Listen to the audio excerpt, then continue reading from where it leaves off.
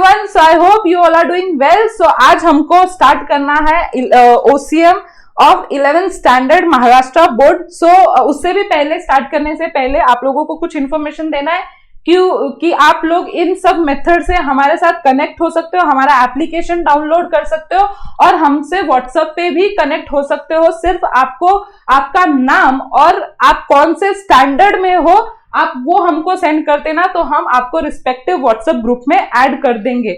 और आपको ये तो यूट्यूब पे देख ही रहे हो, आप हमारे साथ टेलीग्राम एंड इंस्टाग्राम पे भी ज्वाइन हो सकते हो. देन हमारे जो क्लासेस चलते हैं वो दो प्रकार से चलते हैं, एक फ्री और एक पेड. फ्री तो आपको पता है, हमारा यूट्यूब पे आपको डेली रिकॉर्डिंग्स, आपको डेली हम कुछ ना कुछ वीडियोस देते रहते हैं जो आप बिल्कुल अच्छी तरह से अपना जो सिलेबस है वो कंप्लीट कर सकते हो. और हमारे कुछ स्टूडेंट्स जो हमारे पेड क्लासेस लेना चाहते हैं तो पेड क्लासेस भी ज्वाइन कर सकते हैं. पेड क्लासेस किस किस चीज के लिए होता है, तो 11th Maharashtra board, 12th Maharashtra board and CA foundation के लिए हमारे स्पेसिफिकली एक स्ट्रक्चर्ड वे में हमारे डेली लेक्चर्स चलते हैं एज पर टाइम टेबल. और उस लेक्चर्स में बीइंग अ पेड, तो उस लेक्चर्स में हम आपको ये सब फैसिलिटीज प्रोवाइड करते हैं. डेली लेक्चर्स होते हैं, लाइव लेक्चर होते हैं जिसमें आपके वीडियोस और हमारे वीडियोस ऑफ कोर्स ऑन रहते हैं और आप बिल्कुल भी एकदम ही इंटरैक्टिव वे से हमारे साथ पढ़ सकते हो. बहुत मजा आता है, बहुत हंसी मजाक होता है.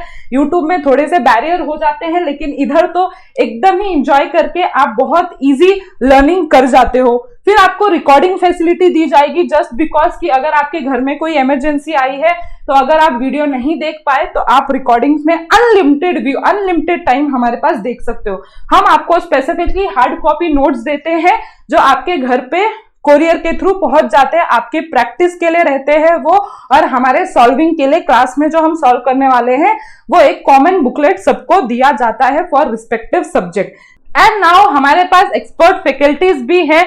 माई सेल्फ सीए प्रीति. सो मैं आप लोगों को एकदम ही इन डेप्थ नॉलेज देती हूँ जो आप अपना बेस क्रिएट कर रहे हैं 11th 12th में एंड फाउंडेशन में. सो आप हमारे साथ इस रीजन से भी जुड़ सकते हैं. एंड हमारी जो टेस्ट सीरीज होती है वो रेगुलर बेसिस पे हमारे टेस्ट सीरीज भी चालू रहते हैं. And last but not least, आप हमारा जो एप्लीकेशन है वो डाउनलोड कर सकते हैं फ्रॉम प्ले स्टोर. आप गूगल प्ले स्टोर पे जाके हमारा application Sarang Gujarati commerce academy download कर सकते हैं, जहां पे आपको वेरियस वीडियोस, कोर्सेज वगैरह फ्री ऑफ कॉस्ट में मिल जाएंगे. और उधर हमारे कुछ फ्री सैंपल टेस्ट और कुछ बुकलेट्स भी आपको मिल जाएंगे जो आप अपने एग्जामिनेशंस के लिए, जो आपके एग्जामिनेशन के लिए आपको हेल्प हो सकता है. सो ये सारी चीजें, अगर आपको कोई डाउट है तो आप हमें कमेंट बॉक्स में या कमेंट सेक्शन में आप हमें सेंड कर सकते हैं. So let's start our OCM lecture. Hello everyone. So आज हमको स्टार्ट करना है, that is OCM. So I think so first day of accounts lecture आप लोगों को सर ने एक ब्रीफ आइडिया दिया था कि हम जो सारे सब्जेक्ट कॉमर्स में पढ़ते हैं वो क्यों पढ़ते हैं, उसका क्या रेलेवेंस है इन कॉमर्स. तो सबसे पहले क्यों ये बताना जरूरी है आप लोगों को. मैंने एसपी में ये आप लोगों के साथ डिस्कस कर लिया था कि जैसे कि अगर आप देखोगे तो जो कॉमर्स के जो सारे सब्जेक्ट है वो एकदम ही ब्रांड न्यू है. मतलब कि अकाउंट्स कभी आपने देखा भी नहीं होगा, सुना भी नहीं होगा. ओसीएम, एसपी, इकोनॉमिक्स, ये सारे सब्जेक्ट ब्रांड न्यू सब्जेक्ट्स हैं. वैसे ही अगर आप साइंस फील्ड के हो तो ऐसा कुछ नहीं है, अगर आप आर्ट्स बैकग्राउंड के हो तो ऐसा कुछ नहीं है. वो सारे सब्जेक्ट आपको नोन रहते हैं from 1st to 10th class, if I am not wrong. जैसे कि फिजिक्स, केमिस्ट्री, मैथ्स, ये आपको 10th में रहता है. But for a commerce student it is very challenging part कि आपको हर एक सब्जेक्ट न्यू रहते हैं और वो हर एक सब्जेक्ट आपको पहले ये समझना पड़ेगा कि why we are studying this particular subject. ठीक है.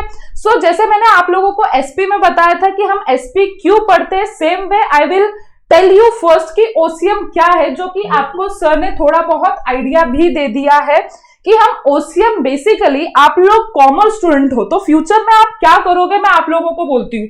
तो फ्यूचर में आप most of the MBA choose करोगे, नहीं तो बीबीए करोगे, बीकॉम करोगे, नहीं तो कॉम्पिटिटिव एग्जामिनेशंस में जाओगे. जैसे कि सीए हो गया, सीएस हो गया, सीएमए हो गया, ये 3 कॉम्पिटिटिव एग्जामिनेशन है कॉमर्स के रिलेटेड। पर्टिकुलरली कुछ बच्चे अगर जा सकते हैं तो बैंकिंग के एग्जामिनेशंस दे सकते हैं। ये सारे ऑप्शंस आपके पास आफ्टर 12th अवेलेबल होगा। इससे भी और भी बहुत सारे है स्कोप, ऐसा नहीं है कि सिर्फ यही इतना ही सब्जेक्ट रिलेटेड है, बहुत सारे हैं। बट मैं आपको वो वाले फील्ड बोल रही हूँ, फ्यूचर वाले, जो मोस्ट ऑफ द स्टूडेंट लेते हैं आफ्टर 12th। सो अगर आप ये जो आफ्टर 12th के सारे स्कोप या सारे फील्ड देखोगे तो मोस्ट ऑफ दी उसमें या ऑल ऑफ दीज में आपको बिजनेस के बारे में, आपको कॉमर्स रिलेटेड बारे में बहुत ज्यादा नॉलेज चाहिए कि एक्चुअली बिजनेस होता क्या है। देखो, आपके नजरिए से बिजनेस मीन्स ये नहीं हो सकता कि मैम जिसमें हम पैसा कमाते हैं वो बिजनेस है, but in deep you have to study कि ये बिजनेस होता क्या है। जैसे कि आप लोग, जैसे आपकी मम्मी आपके लिए खाना बना रही है, और वही मम्मी जो हमारी मम्मी है, फॉर एग्जाम्पल एक होटल चला रही है ना, she is the owner of that restaurant और होटल, ठीक है। सो क्या दोनों काम मैं एक जैसा पकड़ सकती हूँ? क्या आपकी मम्मी आपके लिए खाना बना रही है, दूसरा मम्मी वो चीज हैंडल कर रही है जो वो दूसरों को खाना सर्व करती है, तो क्या ये दोनों सिनेरियो आपको सेम लग रहा है क्या आपके हिसाब से? एंड सेम नहीं है तो क्यों नहीं है, एंड सेम है तो क्यों सेम है? एनीवन? क्योंकि रेस्टोरेंट में वो चार्ज कर रही है, मनी चार्ज कर रही है, और Yes. में दे रही है तभी वो मनी नहीं है। यस। सो फर्स्ट चैप्टर में जो हम पढ़ने वाले हैं, अगर आप देखोगे introduction of commerce and business, हम यही डिफरेंशिएशन के से स्टार्ट करेंगे कि कुछ एक्टिविटीज ऐसी होती हैं जो हम प्यार मोहब्बत में करते हैं, you can't take it under a commerce या बिजनेस, और कुछ एक्टिविटीज ऐसी होती हैं जो आप प्रॉफिट मोटिव के लिए, आप पैसे कमाने के लिए, इन रिटर्न ऑफ मनी एक्सपेक्टेशन से आप कुछ काम करते हो। तो कैसे ये दोनों एक्टिविटी एक दूसरे से अलग है, और कौन सा इसमें से एक्टिविटी जो है वो बिजनेस के अंडर आएगा। तो फर्स्ट चैप्टर जो आपको ब्रीफ आइडिया देने वाला है वो इसी चीज के बारे में देने वाला है कि एक्चुअली बिजनेस होता क्या है। फिर हम इस चैप्टर में ये भी पढ़ने वाले हैं क्या business and profession same thing है। जब कोई एक प्रोफेशन में एंटर करता है, जैसे फॉर एग्जाम्पल मैं एक टीचिंग प्रोफेशन में हूं, या मैं फॉर एग्जाम्पल सीए हूं, तो मैं प्रैक्टिस करती हूं, तो क्या ये सेम एज बिजनेस है? ये सब हम पढ़ने वाले हैं। फिर एक और इकोनॉमिक, मतलब एक और एक्टिविटी के बारे में पढ़ने वाले हैं, दैट इज एम्प्लॉयमेंट, कि ठीक है मैं खुद का बिजनेस नहीं मैं कर रही, मैं खुद का प्रोफेशन नहीं कर रही, बट मैं किसी के अंडर काम कर रही हूं, तो उधर भी मुझे इन रिटर्न कुछ मिल रहा है क्या? यस, इन रिटर्न मुझे मिल रहा है। तो फर्स्ट चैप्टर में आप बेसिकली बहुत सारे एक्टिविटीज देखने वाले हो, जिसको हम कैटेगराइज करेंगे into non economic activity and economic activity. हम तुरंत आएंगे, जस्ट मेरे को एक रिव्यू बताने दो पूरे चैप्टर है अपने इंडेक्स में। फिर सेकेंड चैप्टर में ट्रेड के बारे में है। ट्रेड बेसिकली क्या होता है? ट्रेड बेसिकली जो हम बिजनेस के अंडर या कॉमर्स के अंडर हम करते हैं, that is selling and buying of a product, उसको हम ट्रेड बोलते हैं। उसमें बहुत सारी चीजें होती हैं कि जब हम सेलिंग एंड बाइंग करते हैं तो ऑटोमेटिकली सेलिंग एंड बाइंग नहीं होता है, उसके साथ हमको ट्रांसपोर्टेशन, बैंकिंग, वेयर हाउसिंग, ये सारे एक्टिविटीज करने पड़ते हैं, जिसको मैं एड टू ट्रेड बोलती हूँ। तो फर्स्ट चैप्टर के बाद हम ये वाला चैप्टर पढ़ेंगे। देन थर्ड चैप्टर जो है वो small scale industry and businesses के बारे में बोल रहा है। नाउ स्मॉल स्केल इंडस्ट्री आपको क्यों पढ़ाया जा रहा है? आप लोगों को तो ऐसा पढ़ाना चाहिए ना कि what do you mean by large scale industries, तो छोटा क्यों पढ़ाया जा रहा है? तो ध्यान देना, कोई भी जो लार्ज स्केल इंडस्ट्रीज बनती है वो कहां से बनती है? First they are small scale industry. कोई भी, मतलब मोस्ट ऑफ दी जो इंडस्ट्रीज आजकल आप देख रहे हो, बड़े बड़े जो एंटरप्रेन्योर देख रहे हो, वो कहीं ना कहीं छोटे से ऊपर बढ़े हैं। If I am not wrong, आप कोई भी इंडस्ट्रियलिस्ट, कोई भी बिजनेसमैन, कोई भी बिजनेस वुमेन ले लो, वो कहीं ना कहीं उन्होंने स्मॉल स्केल से स्टार्ट किया and today they are on a large scale industry. तो स्मॉल स्केल जो इंडस्ट्रीज रहती है ना, वो हमारे इकोनॉमी के लिए, वो हमारे देश के लिए बहुत इंपॉर्टेंट रहती है, बिकॉज स्मॉल स्केल इंडस्ट्रीज के वजह से ही हमारे जो लोकल रिसोर्सेज होते हैं, जो लोकल वेजेस मतलब जो लोकल लेबर्स होते हैं, उनको एम्प्लॉयमेंट मिलता है। जब उनको एम्प्लॉयमेंट मिलता है तो they can maintain their standard of living. जब लोगों की स्टैंडर्ड ऑफ लिविंग किसी कंट्री में बढ़ने लग जाती है तो हेंस क्या होता है, उस कंट्री का धीरे धीरे डेवलपमेंट होता है, धीरे धीरे वो देश आगे जाता है। तो समझ लो ये कॉमर्स स्टूडेंट में कि आपको क्यों स्मॉल स्केल इंडस्ट्री इतना इंपॉर्टेंट है, बिकॉज स्मॉल स्केल इंडस्ट्रीज के जितने शायद एडवांटेज हो, I don't think so large scale के भी इंडस्ट्रीज के उतने एडवांटेज होंगे। हम वो थर्ड चैप्टर में पढ़ लेंगे। Now fourth and fifth chapter आपको नाम से सेम लग रहा है, एंड मैं आपको ये भी बता दूं कि ये सेम चैप्टर आप एसपी में ही इसी रिलेटेड पढ़ने वाले हो। जो कंटेंट इन दोनों चैप्टर में है, सेम कंटेंट आपके एसपी में ही एसपी में भी है, सेक्रेटरी प्रैक्टिस में। उन्होंने क्यों दिया ये चीज, पहले मैंने बोला कि ये क्या बेवकूफा बनाया है ना, कि उन्होंने सेम चीजें सेम कंटेंट दो दो जगह पे दिया है। बट फॉर दो student who will select maths, है ना, फॉर दो student who will select IT, तो ये जो चैप्टर है, इस चैप्टर को बिना समझे आप आगे के चैप्टर नहीं कर सकते। ये आपके जो बुक बनाने वाले पब्लिशर्स हैं वो समझते हैं बहुत अच्छी तरह से कि ये दोनों चैप्टर्स इतने इंपॉर्टेंट है कि जिन्होंने मैथ्स एंड आईटी वगैरह जो ऑप्शनल सब्जेक्ट होते हैं वो अगर सेलेक्ट किया होगा तो उनको ये नॉलेज डिप्राइव हो जाएंगे, क्योंकि एसपी में तो एसपी भी जो है ऑप्शनल सब्जेक्ट है। इसीलिए उन्होंने ओसीएम के सब्जेक्ट में भी, जैसे कि पार्टनरशिप क्या होता है, जॉइंट स्टॉक कंपनी क्या होती है, सोल ट्रेडरशिप क्या होता है, उसके एडवांटेज उसके डिसएडवांटेज क्या होते हैं, उसके कैरेक्टरिस्टिक क्या होते हैं, तो ये 11th स्टैंडर्ड में आपको बेसिकली पढ़ने की जरूरत है, जो हम फोर्थ एंड फिफ्थ चैप्टर में पढ़ेंगे। Now sixth is institute supporting businesses. अभी हमारे पास कुछ इंस्टीट्यूट्स हैं, ठीक है, गवर्नमेंट ने इंटेंशनली ये इंस्टीट्यूट स्टैब्लिश किया है वेरियस ईयर्स में इन पास्ट, और आगे भी कर रहे हैं, ताकि जो बिजनेस है हमारी कंट्री में वो ग्रो कर पाए, ताकि ये जो इंस्टीट्यूट्स हैं वो हमारे बिजनेस को सपोर्ट करें फाइनेंशियली, इन काइंड, या आप बोल सकते हो कुछ सब्सिडीज देके। तो ये सारे जब सब्सिडीज किसी इंडस्ट्री को मिलते हैं, किसी बिजनेस को मिलते हैं, तो वो आगे बढ़ते हैं। जैसे कि आपको पता है कि पहले ना एलपीजी गैस में, जैसे जो अभी जो हमारे नरेंद्र मोदी जी, आपने बोर्ड वगैरह देखा होगा कि वो वुमेन्स के लिए क्या कर रहे हैं, वो सिलेंडर पे सब्सिडी प्रोवाइड कर रहे हैं। जो 800 का सिलेंडर होता है वो 500 में ही, 300 में ही गांव वगैरह में प्रोवाइड कर रहे हैं, ताकि वो जो कुकिंग है वो इजी कर पाए एंड उनको ज्यादा तकलीफ ना हो। तो ऐसे ही कुछ सब्सिडीज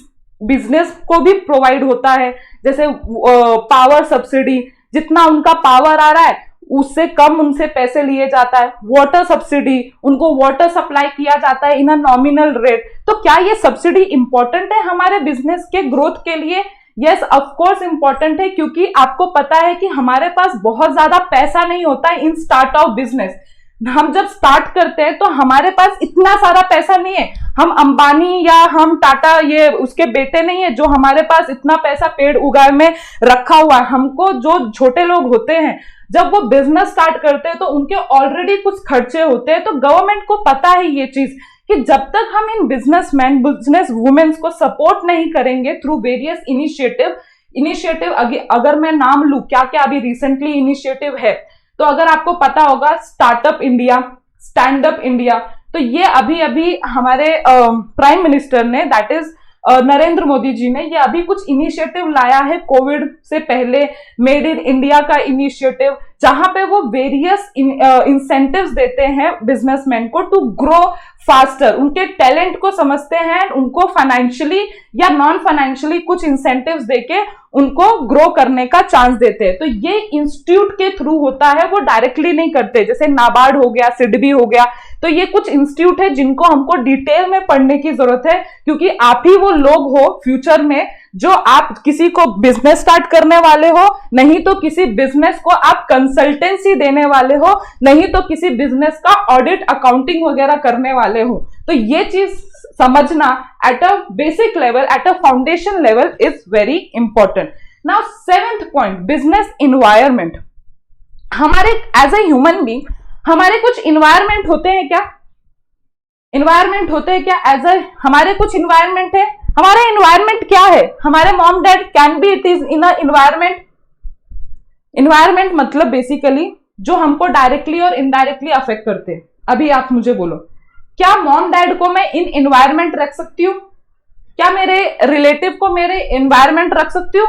देखो, जब ज्यादा मार्क्स आएंगे ना हमारे, तो रिलेटिव हमको पूछते नहीं है, बट जैसे ही हमारे 60 के नीचे मार्क्स आ जाए तो रिलेटिव के सबसे पहले फोन होता है। नोटिस किया है क्या आप लोगों ने कि हमारी बेटी के तो इतने मार्क्स आए, आपके कितने मार्क्स आए?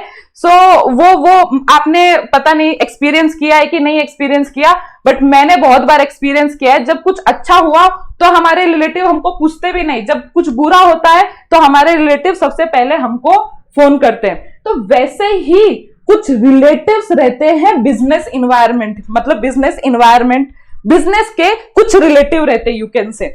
जैसे बिजनेस खड़ी है तो क्या उसको कुछ ऐसी चीजें हैं जो डायरेक्टली और इनडायरेक्टली अफेक्ट कर सकती है? दिमाग लगाओ, बिजनेस खड़ी है, क्या ऐसे कुछ चीजें हैं जो उनको डायरेक्टली और इनडायरेक्टली अफेक्ट करते हैं? जैसे कि कॉम्पिटिटर्स, यस, कस्टमर का टेस्ट एंड प्रेफरेंस। नाउ जैसे मैं आपको बोल रही थी कि बिजनेस के भी कुछ रिलेटिव्स होते हैं, जैसे हमारे रिलेटिव्स हमको अफेक्ट करते हैं ना इमोशनली, मेंटली, वैसे ही बिजनेस के रिलेटिव होते हैं जिसको मैं इन अदर वर्ड इन्वायरमेंट बोलती हूँ। कैसे? जैसे बिजनेस के कौन से इन्वायरमेंट या स्लैश रिलेटिव कौन से होते हैं? जैसे कि आपने कॉम्पिटिटर्स देखा होगा, तो क्या एक बिजनेस, खड़ी हुई बिजनेस, क्या उनके कॉम्पिटिटर पॉलिसी से अफेक्ट होती है डायरेक्टली और indirectly? Yes, competitor. For example, क्या नोकिया गिर गया? किसके वजह से? नोकिया का डाउनवर्ड सेल्स क्यों आया था 2005-6 में? वो क्यों या 9-10 में कुछ ऐसा ईयर था उसका, क्यों उसे एप्पल ने खरीद लिया? मतलब जो 50 बिलियन की जिसकी वर्थ थी वो जस्ट 7 बिलियन में उसको खरीद लिया एप्पल कंपनी ने।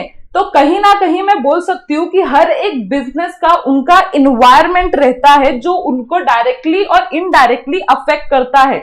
तो ये भी आपको एज अ कॉमर्स स्टूडेंट समझने की जरूरत है कि फ्यूचर में जब आप एक मैनेजर बनोगे, कंसल्टेंट बनोगे, तो आपको इन इन्वायरमेंट को प्रॉपरली स्कैन करने की जरूरत है, ताकि ये जो इन्वायरमेंट में से कुछ चीजें आ रही है आपके बिजनेस को अफेक्ट करने के लिए, वैसा आप पहले से एक कवच तैयार कर लो, ताकि उसका जो फोर्स आने वाला है वह आपके पास ज्यादा जोर का झटका ना लगने चाहिए, है ना, ताकि आप अपने जो वीकनेस है उसको आप स्ट्रेंथ पहले ही क्रिएट कर लो। ऐसी कुछ चीजें हम इस चैप्टर में पढ़ने वाले। Now last one is 8th chapter, introduction to management. और ये जो इंट्रोडक्शन टू मैनेजमेंट है ना, वो आप लोग जो 12th का जो फर्स्ट चैप्टर, सेकेंड चैप्टर है, उसका इंट्रोडक्शन आपको 11th में 8th चैप्टर दिया हुआ है। ये पहले ही समझ लो कि मैनेजमेंट हमारे बिजनेस में बहुत जरूरी है। टू मैनेज आपको लगने ही वाला है, क्योंकि जब तक आप प्रॉपरली मैनेज नहीं करोगे, आपने देखा है एग्जाम के टाइम पे आप प्रॉपरली टाइम टेबल बनाते हो, उस टाइम टेबल के हिसाब से आप स्टडी करते हो, एंड देन उस स्टडी के हिसाब से आपका क्या लैकिंग है, क्या बहुत बचा है, उसके हिसाब से फिर और स्टडी करते हो। तो ये आप अपने पर्सनल लाइफ में कर रहे हो, बट क्या ये सेम थिंग बिजनेसेस को भी एप्लीकेबल है? उनको भी प्रॉपरली प्लान करना पड़ता होगा कि नहीं करना पड़ता होगा, और उस प्लानिंग के अकॉर्डिंग उनको वेरियस एक्शंस लेने पड़े होंगे। सो यही चीज हम इंट्रोडक्शन टू मैनेजमेंट में पढ़ने वाले हैं, और इन डिटेल हम 12th में फर्स्ट एंड सेकेंड चैप्टर में पढ़ेंगे, ठीक है। सो ये पूरा समरी था कि हम ओसीएम में एक्चुअली पढ़ने क्या वाले हैं। ये क्यों बताना जरूरी था, क्योंकि अगर आप ओसीएम में देख रहे हो, है ना, OCM means organization of commerce and management, ठीक है। सो कहीं ना कहीं आप पूरा ये जो सब्जेक्ट है उसमें आप बिजनेस के रिलेटेड, दैट इज जो कॉमर्स के अंडर आता है, आप पूरा बिजनेस कैसे हैंडल किया जाता है, क्या होता है, पहले बेसिकली क्या होता है एंड किस तरह हैंडल किया जाता है, आप पूरा ये सब्जेक्ट में पढ़ने वाले हो, ठीक है। सो इतना समझ में आया? किसी को कुछ डाउट? ओके, नाउ आ जाते हैं अपने फर्स्ट चैप्टर पे, that is introduction of commerce and business.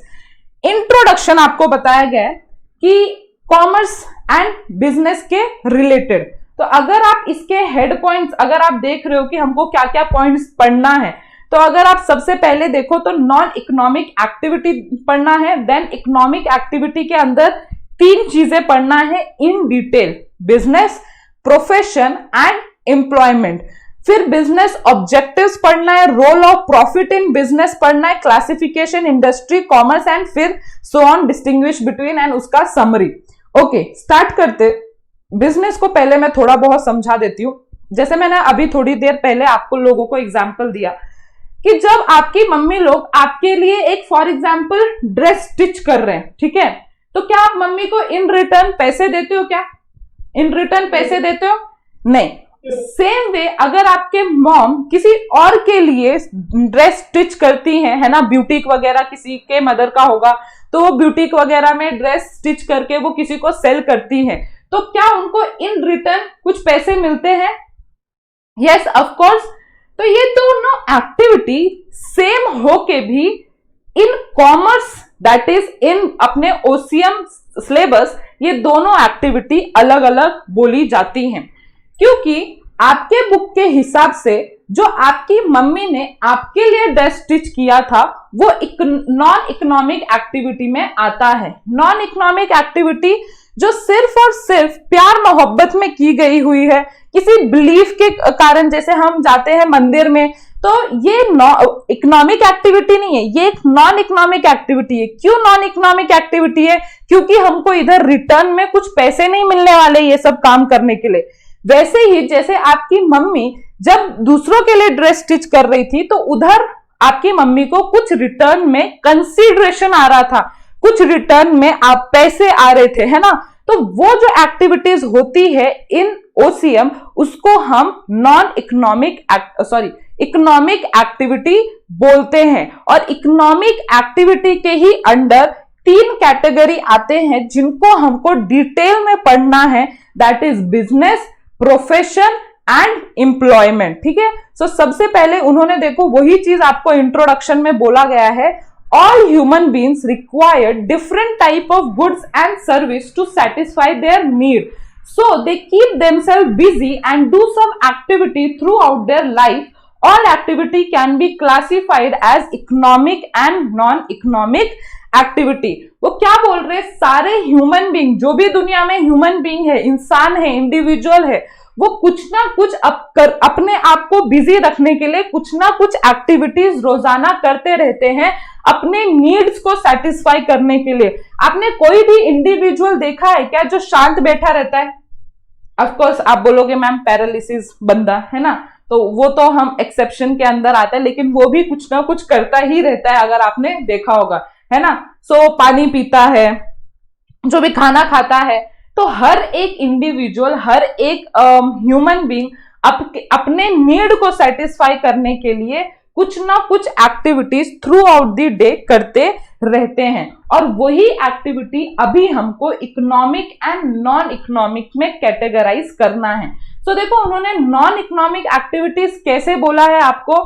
So non economic activity are those human activity which are perform to satisfy personal, social, religious, culture and sentimental requirement without any monetary expectations.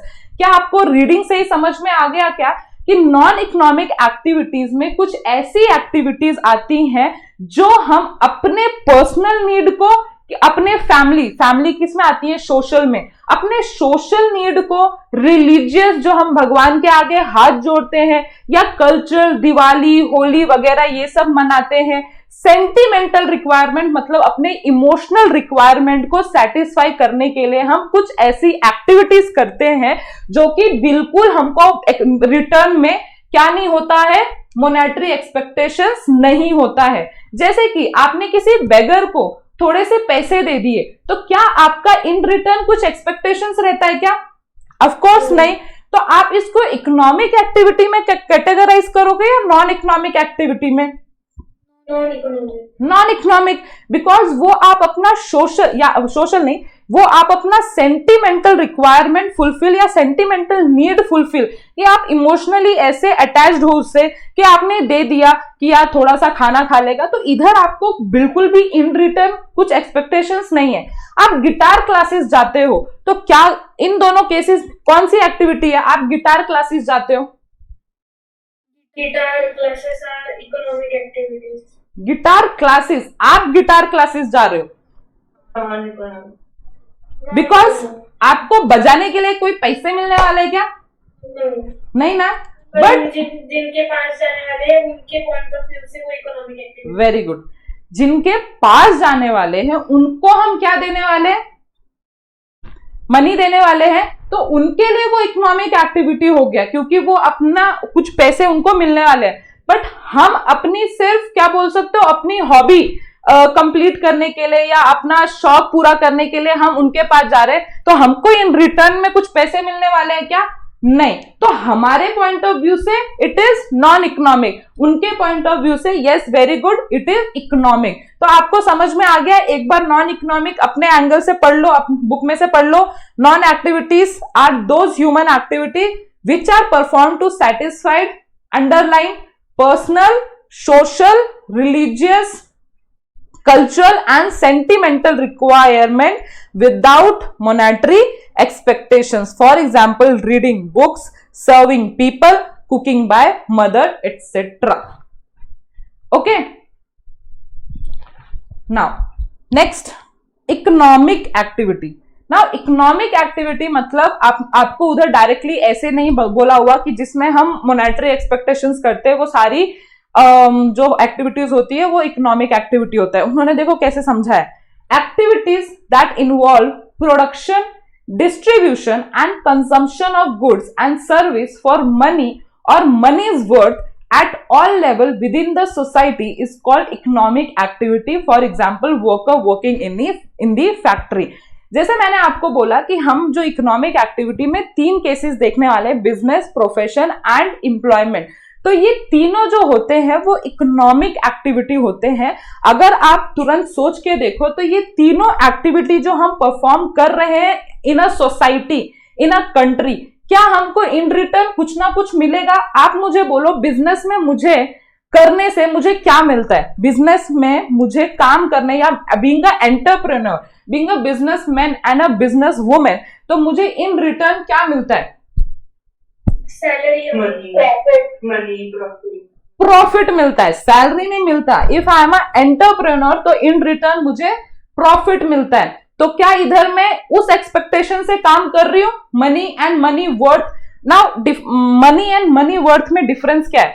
तो money means directly मुझे money मिल रहा है, और money worth means barter system. आपको पता है barter system मतलब कि मैंने गेहूं बेचा और आपने मुझे चावल दे दिया इन रिटर्न, ठीक है। सो उसको भी मैं मनी के साथ कंपेयर कर सकती हूँ ना, मैंने फ्री का थोड़ी किसी को दिया है या उसको मैंने कुछ मांगा नहीं है, ऐसा तो नहीं है, मेरे को कुछ इन रिटर्न तो मिल रहा है। मतलब बार्टर सिस्टम में भी जो हम करते हैं वो इकोनॉमिक एक्टिविटी आएगा, क्योंकि उधर जो हम इन रिटर्न लेते हैं वो मनी वर्थ रिलेटेड चीजें लेते हैं, मतलब जो पैसे में लिया जा सकता है बट मैंने in exchange of some goods दिया है, या in exchange of some service, कि मैंने उसको कुछ सर्विस दे दी और उसने मुझे इन रिटर्न चावल वगैरह दे दिए। जैसे आपको पता है कि पहले के जमाने में कॉइन्स होते थे क्या, नोट्स होते थे क्या? नहीं होते थे एंशिएंट टाइम में, अगर आपको पता है। तो उधर क्या लोग करते थे, अपने नीड्स को सेटिस्फाई करने के लिए जो उनके पास नहीं होता था वो उन एक्सचेंज जो उनके पास है उसके बदले वो खरीदते बेचते थे, राइट। तो इसमें दोनों चीजें आएंगी, मनी एंड मनी वर्थ। ना उसमें 3 वर्ड्स दिए हुए हैं, production, distribution and consumption of goods. ये आपको जब मैं बिजनेस पढ़ाऊंगी ना तो आपको मैं ये production, distribution and consumption means समझा दूंगी। अभी के लिए सिर्फ ऐसे समझ लो कि वो सारी एक्टिविटीज जो हम in return of money and money worth करते हैं in a society, it is called as economic activity. जैसे कि एक वर्कर जब किसी के अंडर काम करने जाता है तो क्या उसको इन रिटर्न पैसे मिल रहे हैं? इन रिटर्न पैसे मिल रहे हैं उसको। सो क्या वो इकोनॉमिक एक्टिविटी कर रहा है या नॉन इकोनॉमिक एक्टिविटी कर रहा है? जल्दी बोलो। Economic activity. वैसे ही मैं आप लोगों को टीचिंग कर रही हूं, ठीक है। So you have paid fees for this service. तो मैं इकोनॉमिक एक्टिविटी कर रही हूं या non economic activity? Economic activity. YouTube पे मैं टीचिंग कर रही हूं, इकोनॉमिक या non economic? Non economic. Why? Because उधर मुझे कुछ भी नहीं मिल रहा है। समझ गया आप लोगों को? ओके। नाउ अभी हमको मोस्ट इंपॉर्टेंट थिंग समझना है, बिजनेस मतलब क्या होता है। Not in a layman's language but in a proper structured way कि बिजनेस हम किसको बोलते हैं। तो समझो, बिजनेस ऐसी चीजें होती हैं जहां पे एक और एक से ज्यादा लोग कलेक्ट होते हैं। एक भी बंदा अगर कुछ काम करे तो उसको भी हम बिजनेस बोल सकते हैं, और सब मिलके एक साथ अपना एफर्ट्स लगाएं तो भी हम बिजनेस उसको बोल सकते हैं। किसमें एफर्ट लगाएं वो बाकी है, बट मैं बोल रही हूं कि ये ग्रुप एक्टिविटी भी हो सकती है या सोल एक्टिविटी भी हो सकती है। राइट और रॉन्ग कैसे आप बोलोगे? जैसे एक सोल प्रोप्राइटर है, क्या वो ग्रुप में काम करता है या अकेले काम करता है? अकेले, ठीक है। वन मैन आर्मी की तरह वो काम करता है, वही मैनेजर, वही कंट्रोलर, वही सब कुछ, वही डिसीजन मेकर। तो वन मैन आर्मी की तरह वो अकेला काम कर रहा है, तो क्या वो बिजनेस के फॉर्म में आएगा क्या मैम? यस ऑफ कोर्स आएगा। Partnership, joint stock company, cooperative society, क्या उधर एक से ज्यादा ओनर रहते हैं? ऑफ कोर्स पार्टनरशिप में एक से ज्यादा लोग आके एक बिजनेस को चलाते हैं, तो उधर मैं बोल सकती हूँ उधर क्या है, एक ग्रुप है या मोर देन वन इंडिविजुअल है। देखो सबसे पहला वही सेंटेंस लिखा हुआ है कि business represent organize effort by individual और ग्रुप ऑफ इंडिविजुअल, ठीक है। ऑर्गेनाइज एफर्ट क्यों बोला है? क्योंकि आपको खिचड़ी नहीं बनानी, इधर आपको क्या करना है, आपको ऑर्गेनाइज वे में काम करना है, ठीक है। Business is an organise effort of individual और a group of individual. Now आगे उन्होंने क्या बोला है वो इंपॉर्टेंट है। It is a systematic attempt by business person to produce goods and service and sell them in a market. Market पता है आपको क्या होता है? मार्केट जहां पे बायर एंड सेलर एक टाइम पे कलेक्ट होते हैं और कुछ गुड्स एंड सर्विस एक्सचेंज करते हैं। अब जब आप मार्केट में जाते हो तो क्या आप ऐसी कुछ चीज बेच सकते हो जो लोग खरीदना नहीं चाहते? कुछ ऐसी चीज बेच सकते हो जो लोग खरीदना ही नहीं चाहते? नहीं कर सकते। ऐसी चीज कुछ भी नहीं बेच सकते, क्योंकि आपको पैसे किस चीज के लिए दिए जाएंगे?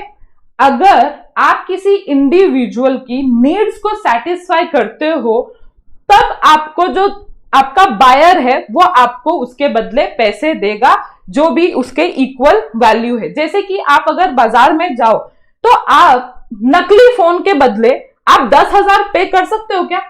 नहीं, ऑफ कोर्स। तो नीड जो होनी चाहिए बिजनेसमैन ने वो समझनी चाहिए क्या कि आपकी नीड क्या है।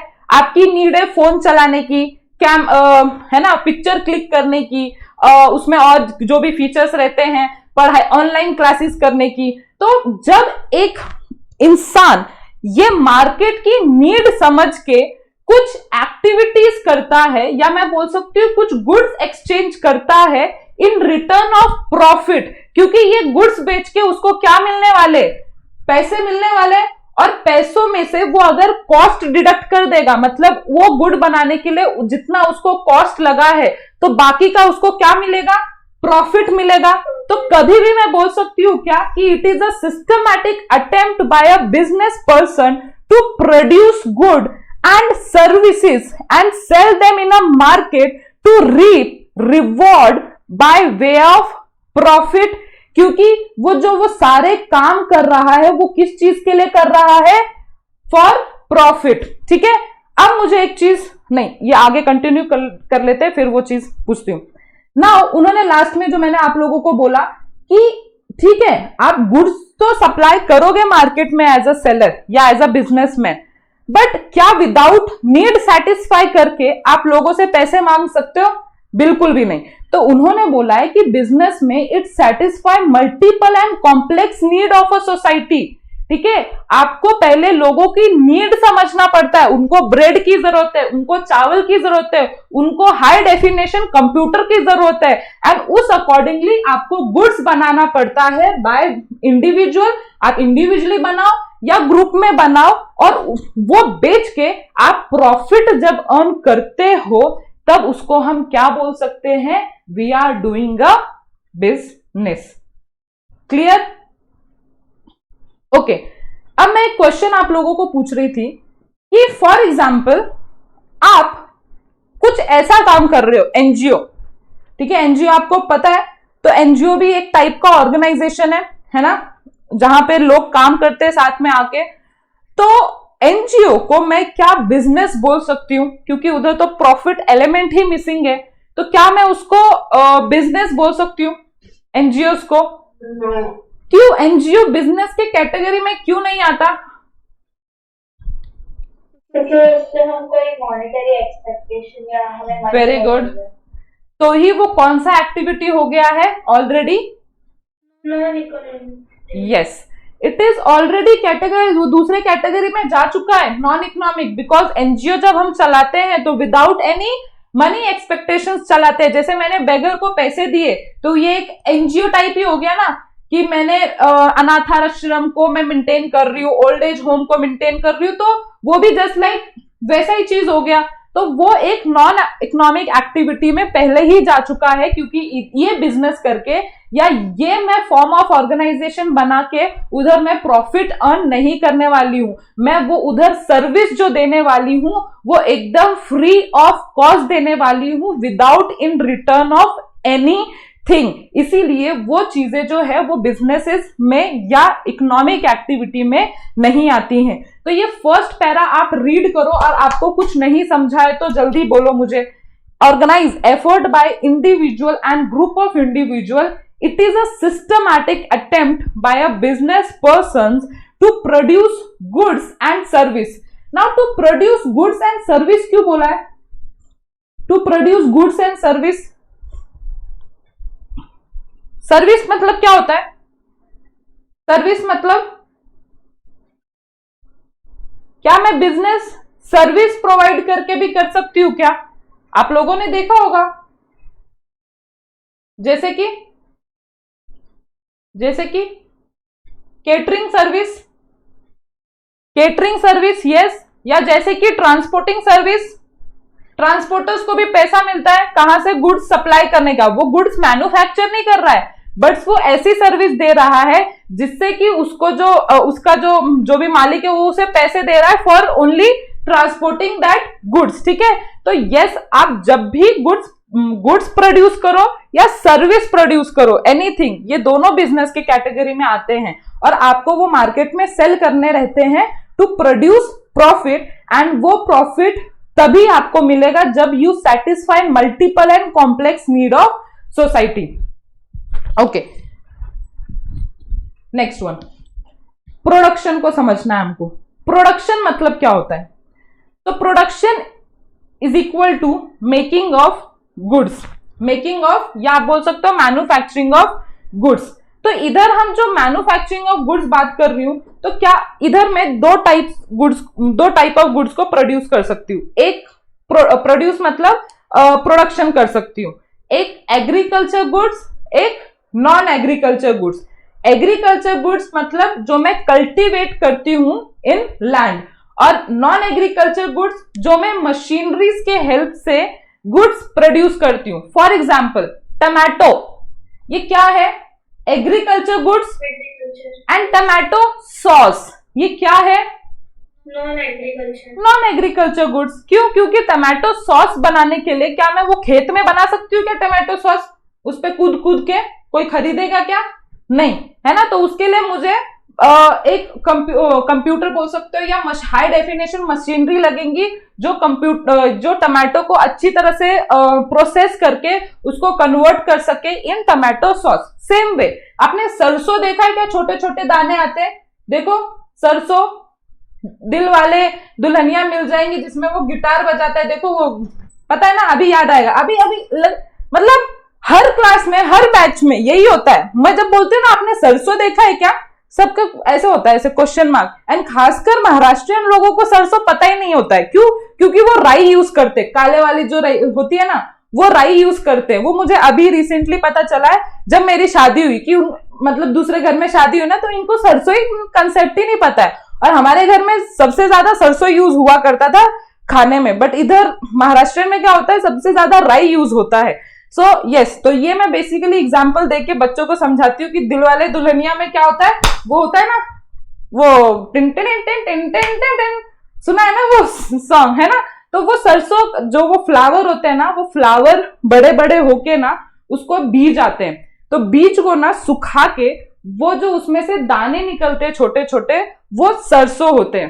तो ये मेरे को बोलो कि ये वो जो बीज निकल रहा है, जो सीड निकल रहा है, उसको मैं एग्रीकल्चर गुड्स में लूंगी या नॉन एग्रीकल्चर? एग्रीकल्चर, बिकॉज वो कल्टीवेट हुआ है। सेम मैं सरसों उठा के उस सरसों से तेल एक्सट्रैक्ट करती हूं, उसमें से तेल निकलता है, ठीक है। तो तेल, सरसों का जो तेल होता है ना, उसी छोटे छोटे दानों में से एक्सट्रैक्ट किया जाता है। उसको ऐसे मशीनरी के अंदर ऐसे एकदम बहुत ही प्रेशर में दबाया जाता है, और उसमें से जो उसका सारा ऑयल है वो निकाला जाता है। तो वो in the form of edible oil, जो हम खाने में यूज कर सकते हैं, वो बनाया जाता है। तो मुझे ये बोलो, जो वो तेल निकला है उसको मैं एग्रीकल्चर में लूं या finish good, that is non agriculture goods में लूं? यस, नॉन एग्रीकल्चर, या आप उसको बोल सकते हो फिनिश गुड्स भी। तो देखो उन्होंने क्या बोला है, प्रोडक्शन बेसिकली क्या है, तो कुछ ज्यादा टफ नहीं है। Production means actually making of goods. अभी उन्होंने बोला है या तो आप जो प्रोडक्ट्स या गुड्स जो बनाते हो, या तो एग्रीकल्चर प्रोडक्ट बनाते हो, या तो finish good produce in a factory. जो हम मशीनरीज रखते हैं वो फैक्ट्रीज में रखते हैं ऑफकोर्स, ठीक है। तो दो टाइप ऑफ गुड्स आप बनाते हो। गुड्स, अभी ये गुड्स का क्यों इधर रेलेवेंस आ रहा है, तो ऊपर से, क्योंकि आप गुड्स बेच के ही लोगों से क्या कर रहे थे, पैसे कलेक्ट कर रहे हो, इसीलिए ये वो आपको गुड्स समझा रहे हैं। So goods can be produce with the man power और with the help of machineries. अभी वो सरसों कूटने के लिए, निकालने के लिए आपको क्या लगेंगे, लोग लगेंगे, या उस सरसों के तेल का निकालने के लिए आपको क्या लगेगा, मशीन्स लगेगा। तो वो बोल रहे हैं कि गुड्स को प्रोड्यूस करने के लिए या तो आपको लोग लगते हैं या तो आपको मशीन्स लगते हैं। Example, cultivating piece of land and growing food grains is a example of agriculture production, ठीक है। However, converting oil seed into edible oil with the help of manpower as well as machine power is a example of manufacturing of the goods। अभी उन्होंने दोनों चीज बोला है कि जब आप फिनिश गुड प्रोड्यूस करते हो तो आपको मैन पावर भी लगता है और मशीन पावर भी लगता है। क्यों? मशीन अपने आप चल सकती है क्या? अपने आप तो नहीं चलेगी ना, उसको कोई फोर्स चाहिए, वो फोर्स लेबर्स प्रोवाइड करेंगे जो फैक्ट्रीज में काम करेंगे। सो इनफैक्ट एग्रीकल्चर को भी मशीन्स या मैन पावर भी लगती है, बट उन्होंने ऐसे समझाया तो समझ लो उस तरह से। बट एग्रीकल्चर या फिनिश गुड तो उनको दोनों लगते हैं। सिर्फ इतना डिफरेंशिएशन आप कर लेना कि जब हम ना पीस ऑफ लैंड कुछ गुड्स प्रोड्यूस या कुछ गुड्स कल्टीवेट करते हैं तो वो एग्रीकल्चर में आते हैं, और जो हम फैक्ट्री में करते हैं गुड्स प्रोड्यूस वो फिनिश गुड्स में आते हैं। तो जल्दी से प्रोडक्शन को पढ़ लो और मुझे बोलो उसमें कुछ डाउट है क्या। ओके, रीड किया ना पक्का? ओके, नाउ अभी नेक्स्ट थिंग जो बिजनेस में हमको एक टर्म को समझना है, जैसे प्रोडक्शन को समझा वैसे ही डिस्ट्रीब्यूशन को समझा। प्रोडक्शन को क्यों समझने की जरूरत पड़ी?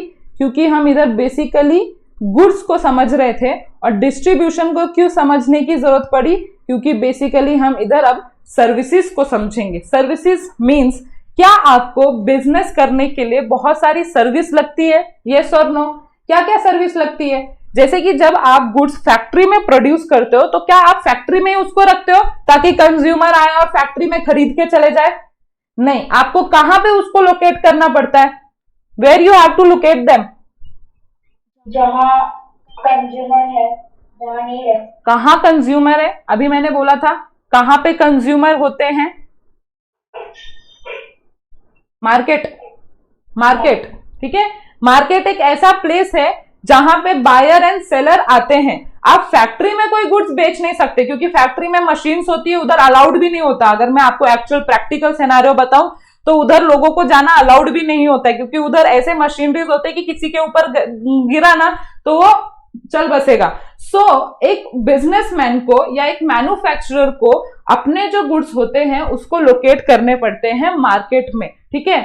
दूसरा, लोकेट करना पड़ता है मार्केट में, तो उस लोकेशन के लिए आपको कौन सी सर्विस लगेगी जब उसको एक जगह से दूसरे जगह गुड्स, यस। तो क्या मैं डिस्ट्रीब्यूशन में one of the element transportation consider कर सकती हूँ? Distribution means what? जो आपको बिजनेस करने के लिए जो आपके गुड्स प्रोड्यूस हुए हैं उसके लिए जो आपको सर्विस लगता है उसको मैं डिस्ट्रीब्यूशन बोल रही हूँ, ताकि इस फैसिलिटीज से आप अपने जो गुड्स फैक्ट्री में प्रोड्यूस हुए हैं वो आप मार्केट में लोकेट कर पाओ। इस डिस्ट्रीब्यूशन में आपको एक और एलिमेंट है, दैट इज बैंकिंग। क्या बिजनेस के लिए आपको बैंकिंग सर्विस लगती है? बैंकिंग सर्विस लगती है, ऑफ कोर्स। क्या आपको लेबर्स को पैसा पे करना पड़ता है कि नहीं करना पड़ता? तो आप उनके अकाउंट में डायरेक्ट क्रेडिट करते हो। आजकल कैश चलता है क्या इतना?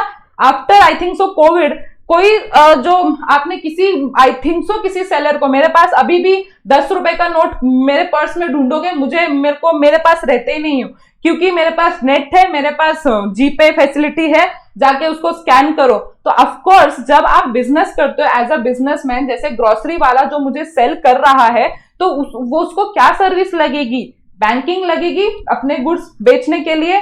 तो वैसे ही आपको बहुत सारे डिस्ट्रीब्यूशन करना पड़ता है, दैट इज उन्होंने बोला है डिस्ट्रीब्यूशन को include marketing of goods and service, it involve transportation, warehousing. Warehousing मतलब क्या होता है? स्टोर करना। यस, वेरी गुड, स्टोर करना गुड्स को। क्योंकि जब आप कोई गुड्स प्रोड्यूस करते हो, क्या तुरंत वो मार्केट में चला जाता है? तो आप उसको फैक्ट्री में रखने के बजाय आप कहां पे रखते हो? Store house, that is warehouse में रखते हो।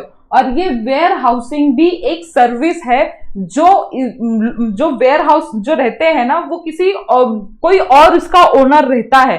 तो ये जो बिजनेसमैन होते हैं वो बोलते हैं कि यार हमको आपका स्पेस चाहिए।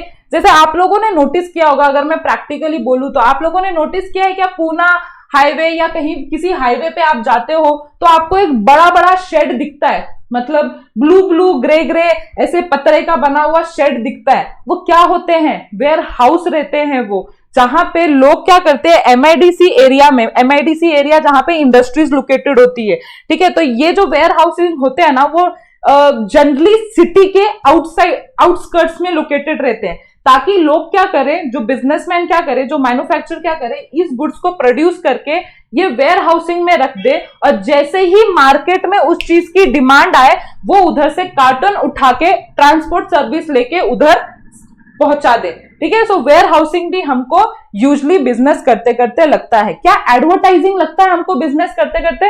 एडवर्टाइजिंग सर्विस मीन्स जहां पे आप अपने गुड्स का ब्रांडिंग करते हो, जहां पे आप अपने गुड्स का बेनिफिट्स बताते हो। जैसे कोई आप बोल सकते हो ब्रांड एम्बेसडर होता है, जैसे आपने देखा होगा अमिताभ बच्चन। क्या आपको अमिताभ बच्चन किसी प्रोडक्ट का एडवर्टाइजमेंट करते हुए दिखे?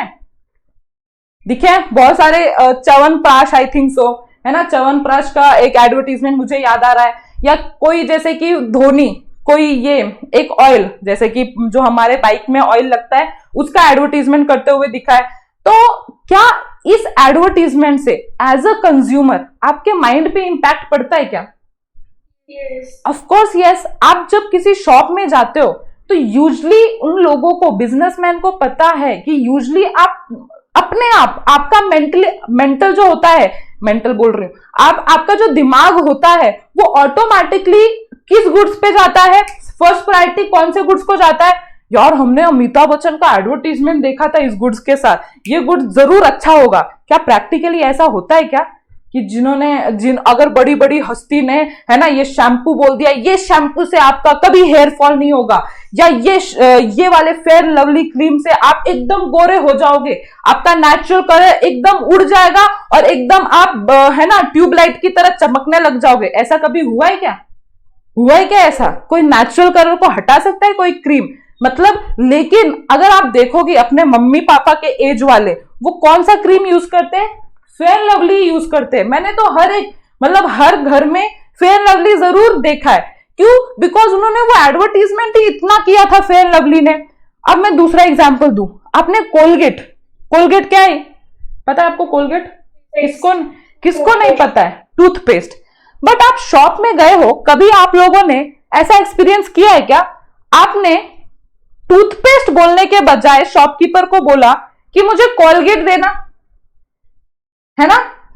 आपका माइंड ये नहीं है कि मुझे कोलगेट चाहिए। You may purchase Pepsodent also, दंत क्रांति also, Sensodyne also, but automatically आपके मुंह से क्या निकलता है? कोलगेट। मेरे साथ हुआ है, मेरे जान पहचान के लोगों के साथ ऐसे ही होता है। बिकॉज क्यों हुआ है? क्योंकि उन्होंने आपके मुंह पे वो कोलगेट बोल के एडवर्टीजमेंट के थ्रू आप कोलगेट से ब्रश करके आप रहो पूरे दिन, पूरा फ्रेशनेस, ऐसे पता नहीं कैसे एडवर्टीजमेंट आता है कि वो गाड़ी में ये ट्रेन के साइड से जा रहे हैं, वो नींद से उठा, फिर जैसे उसने ब्रश किया, अरे ताजा क्या होता है यार, वो पूरे वो क्रिस्टल ऐसे पूरे है ना फैल जाते हैं क्रिस्टल और सब फ्रेश हो जाते हैं। मतलब एक आदमी के ब्रश करने से कितने लोग फ्रेश फील कर रहे हैं। ऐसा एक्चुअली में हुआ तो फिर है ना डेंटिस्ट के पास जाने की जरूरत ही ना पड़े। मैंने अभी मेरा एक दांत निकलवाया, तो मुझे तो वो करने की जरूरत नहीं पड़ी होती कि अगर मैं ऐसा होता तो। मतलब कुछ भी एडवर्टीजमेंट रहते हैं ये, मतलब लेकिन माइंड पे ऑटोमेटिकली इम्पैक्ट पड़ता है इस चीज का। मतलब अगर आपको बहुत सारे कलर्स दिखते हैं ना एडवर्टीजमेंट में, एम्बेसडर्स दिखते हैं ना, ब्रांड एम्बेसडर, तो आप बहुत ही ज्यादा टेंड हो जाते हो वो गुड्स खरीदने के लिए। अभी मैं एक और चीज बोलती हूँ, एडवर्टीजमेंट से और कैसा इफेक्ट पड़ता है। जैसे आपने एडवर्टीजमेंट जब देखा होगा, तो एडवर्टीजमेंट का पूरा दिन का कैसे रहता है? सुबह किस चीज का एडवर्टीजमेंट आप ज्यादा देखते हो? सुबह कौन लोग बैठे रहते हैं टीवी के सामने? जनरली हाउसवाइफ काम करती है ना? जनरली अपने पापा लोग ऑफिस के लिए तैयार हो रहे होते हैं, बेटा लोग क्या कर रहे होते हैं? स्कूल जाने के लिए तैयार हो रहे होते हैं। फ्री कौन उस टाइम पे बैठा रहता है? अपने दादा नानी। यस, उस टाइम पे एडवर्टीजमेंट भक्ति के, अगरबत्ती के, कपूर के एडवर्टीजमेंट नोटिस करना उस टाइम पे, बिकॉज उनको पता है उस टाइम पे फ्री वेल्ले कौन बैठे रहते हैं? न्यूज़पेपर के सामने टीवी किसकी चालू रहती है? तो वो ओल्ड एज अपनी दादी नानी होती है। तो अगरबत्ती, या घुटनों में दर्द हुआ तो लगाओ ये पेन, आप एकदम भागने लग जाओगे, नाचने लग जाओगे, जॉगिंग करने लग जाओगे। या तो वो तो हद ही होती है। एक टीवी चैनल आता था, क्या आता था वो टीवी चैनल? टेली मार्केटिंग का टीवी चैनल आता था। कुछ भी गुड्स बेचते हो सुबह के टाइम पे, कुछ भी। मतलब लोगों का दिमाग अभी फ्रेश है ना, तो टीवी, अरे आप इतने मोटे हो ना, एकदम दुबले हो जाओगे, ये सिर्फ पियो। अरे मैं ना कॉलेज में जाता था, मुझे लोग बहुत मोटा बोलते थे, मैंने ये स्विम सूट कुछ तो पहना और मैं एकदम हीरो की तरह लगने लग गया। ये भी बोलते हैं कि मेरे पीछे लड़कियां या मेरे बहुत सारे गर्लफ्रेंड्स बनने लग गए। मैंने कहा यार ये चीज बोलने की क्या जरूरत है? मतलब इतना हद होती है। अभी देखो, अभी सुबह का टाइम चला गया, अभी टाइम आता है अपने मम्मी का, क्योंकि मम्मी ने अपना रोटी बेल के बच्चों को भेज दिया, टिफिन विफिन बना के, अब फ्री सब काम करके अब टीवी के सामने कौन बैठी हुई है? थोड़ी देर मम्मी के टाइम पे क्या एडवर्टीजमेंट आता है? बोलो। हॉर्लिक्स, कौन सा? कुकिंग रिलेटेड मसाला। वो बूढ़े आदमी को देखा है आपने? वो अभी उसकी डेथ हुई, ठीक है? वो लाल मिर्ची, वो तीन लेडी आती हैं, यस लाल मिर्ची, तुमको ये मिर्ची चाहिए तो ये लो ये मिर्ची, तुमको ये मिर्ची चाहिए तो ये लो। फिर दूसरा एडवर्टीजमेंट वो हॉर्लिक्स वाला आता है। अरे आप हॉर्लिक्स अपने बच्चों को पढ़ाओ, पिलाओ और आप भी पियो वुमेन्स हॉर्लिक, तो आप भी काम फटक फटक करने लग जाओगे, एकदम कुछ मोच नहीं आएगी। दूसरा एडवर्टीजमेंट, कमर दर्द आप लगाओ, आप एकदम स्ट्रेट हो जाओगे, है ना। मतलब ऐसी बेहुदा बेहुदा अपने एडवर्टीजमेंट। ये हो गया अपना 10 से लेके 12 बजे तक फ्री टाइम मम्मी का ओवर। अब आते हैं बच्चे लोग, और अपने बच्चे लोग आते हैं क्योंकि पापा लोग तो इस टाइम पे आते हैं, उनका ब्रेक होता है, लेकिन जिनका होता है ब्रेक, नहीं तो मोस्टली अपने पापा लोग तो ऑफिस में ही रहते हैं। तो अब आते हैं 1 बजे के बाद बच्चों के टाइम पे क्या एडवर्टीजमेंट रहते हैं? गेम्स, टॉयज का। और वो देखा आपने, एग की तरह कुछ तो रहता है, जॉय एंड कुछ तो भी रहता है ना, किंडर जॉय, है ना।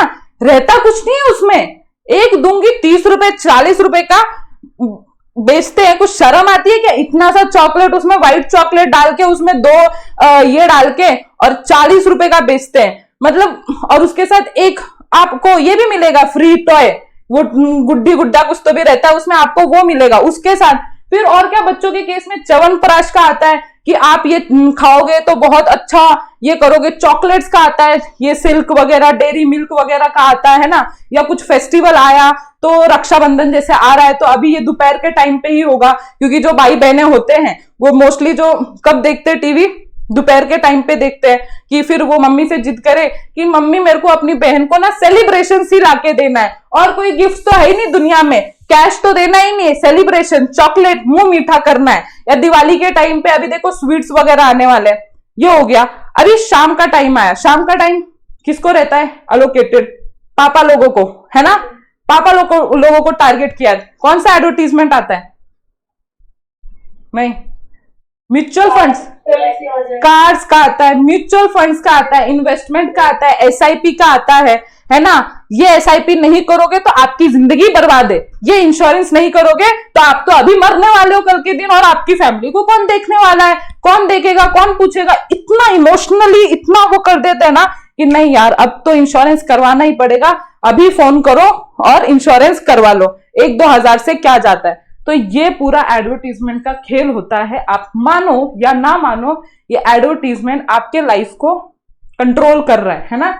जब सबसे पहले आप डीमार्ट में जाते हो, मम्मी मैगी, और येलो कलर आपको दिखता भी है दूर से, बाहर से ही दिखता है, मतलब मॉल में आने से नहीं, आपको बाहर से दिखता है। और आपने ये नोटिस किया है क्या, मॉल में जब आप काउंटर पे खड़े रहोगे तो काउंटर के साइड में क्या रहते हैं काउंटर के साइड में? चॉकलेट्स, है ना, छोटी छोटी चीजें जो आप भूल जाते हो जनरली, और छोटी छोटी चीजें जो बच्चे खड़े होके, उनको पता है पेरेंट्स इधर अपने बच्चों के साथ खड़े होने वाले, तो उधर वो महंगे महंगे किंडर जॉय या सिल्क या बबल वाला, है ना, उसको बबली, जिसपे पता नहीं क्या क्या चॉकलेट निकालते रहते। चॉकलेट तो चॉकलेट ही होते हैं ना, एक सिल्क और एक बबल वाला सिल्क, जिसमें कि वो बबल निकले रहेंगे, है ना।